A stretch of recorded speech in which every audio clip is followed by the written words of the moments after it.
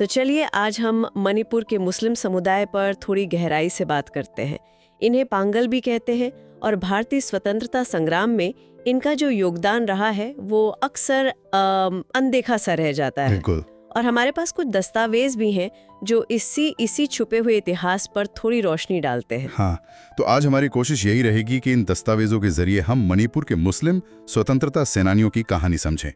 खासकर 1891 का जो एंग्लो मणिपुर युद्ध था, उसमें उनकी क्या भूमिका थी और इस इतिहास को बचाने के लिए क्या कोशिशें हुई या हो रही हैं। जी, और ये जरूरी भी है क्योंकि देखिए इतिहास की किताबों में अक्सर कुछ समुदायों का जिक्र छूट जाता है। बिल्कुल। अब इन दस्तावेजों को देखें तो 20वीं सदी की शुरुआत में एक नाम आता है मौलवी मोहम्मद तैयब अली। अच्छा। ये एक प्रभावशाली इस्लामी विद्वान थे, समाज सुधारक भी, लेकिन दिलचस्प बात यह है कि वो सीधे किसी हथियारबंद लड़ाई वगैरह में शामिल नहीं थे। तो फिर उनका योगदान किस तरह का था? उनका काम था आप कह सकते हैं कि वैचारिक। उनकी जो धार्मिक और सामाजिक सुधार थे, उन्होंने पांगल समुदाय के अंदर एक तरह की राजनीतिक चेतना जगाई और यही चेतना मतलब आगे चलकर शायद अप्रत्यक्ष रूप से ही सही अंग्रेजी हुकूमत के खिलाफ एक माहौल बनाने में मददगार हुई। मतलब सीधे एक्शन में न होते हुए भी एक तरह से जमीन तैयार की उन्होंने। एक और नाम का जिक्र है दस्तावेजों में, अब्दुल गफ्फार। उनके बारे में क्या पता चलता है? अब्दुल गफ्फार, हाँ, वो उस दौर के जो शुरुआती राजनीतिक जागरूकता वाले आंदोलन थे उनमें काफी सक्रिय थे।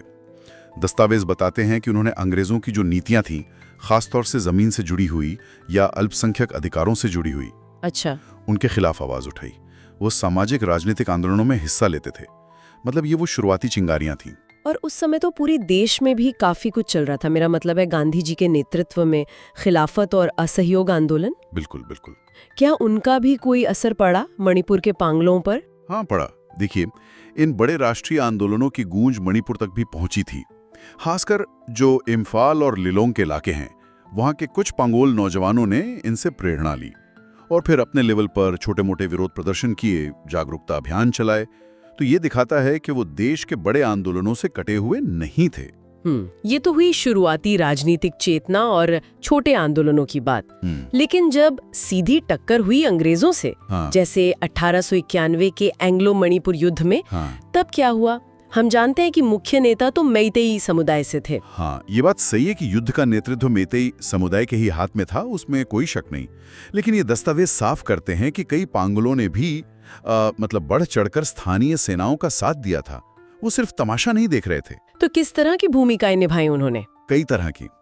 जैसे स्थानीय सरदारों के साथ योद्धा के तौर पे लड़े, फिर संदेश पहुंचाने का काम बहुत जरूरी होता है युद्ध में, वो किया।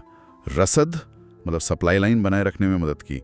तो ब्रिटिश सेनाओं के खिलाफ उनकी ये भागीदारी काफी अहम थी, भले इतिहास ने उसे उतना याद ना रखा हो।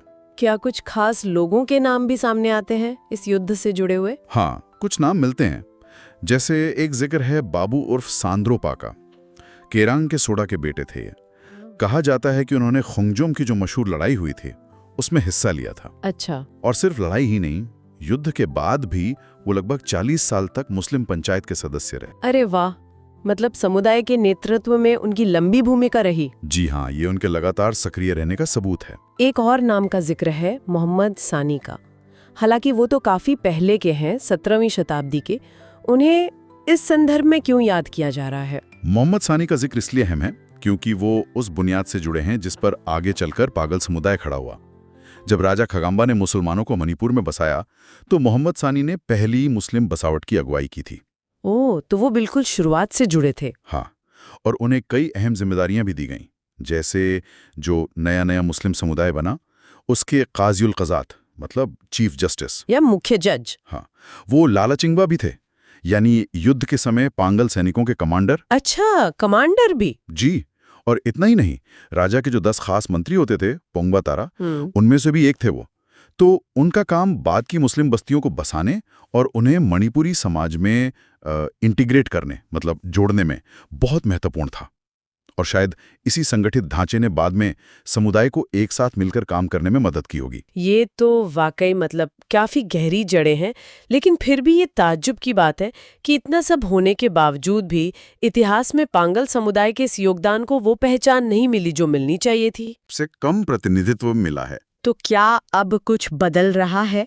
क्या इस स्थिति को सुधारने की कोशिशें हो रही हैं? हाँ, हाल के सालों में इस कमी को महसूस किया गया है और कुछ कोशिशें हुई भी हैं। जैसे 2012 और 2013 में खोंगजोम युद्ध स्मारक पर जो कार्यक्रम हुए थे, हाँ। उनमें खासतौर पे एंग्लो मणिपुर युद्ध में लड़ने वाले मुस्लिम शहीदों को श्रद्धांजलि दी गई। ये एक जरूरी कदम है उनकी भूमिका को स्वीकार करने की दिशा में। और क्या कोई संस्था वगैरह भी है जो इस काम में लगी हो? बिल्कुल। यहाँ पर मणिपुरी मुस्लिम पांगाल हिस्टोरिकल सोसाइटी का जिक्र करना बहुत जरूरी है। अच्छा।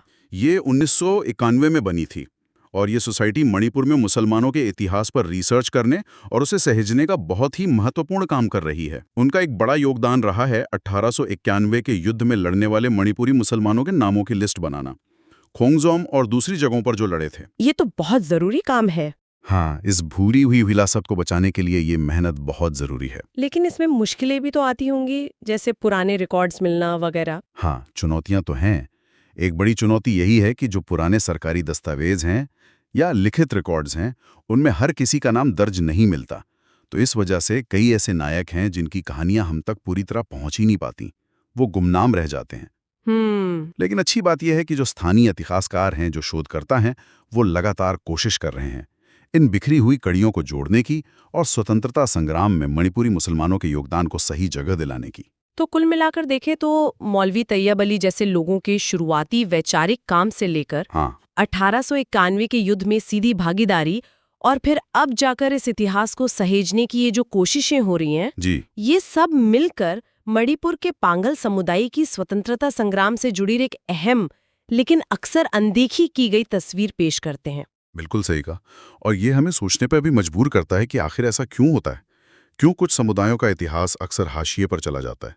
और यहीं पर मणिपुरी मुस्लिम पांगल हिस्टोरिकल सोसाइटी जैसे समूहों का काम इतना महत्वपूर्ण हो जाता है, ताकि हमारे राष्ट्रीय इतिहास की एक ज़्यादा मुकम्मल, एक ज़्यादा सच्ची तस्वीर सामने आ सके, जिसमें हर किसी के योगदान को उसकी सही जगह मिले, है ना?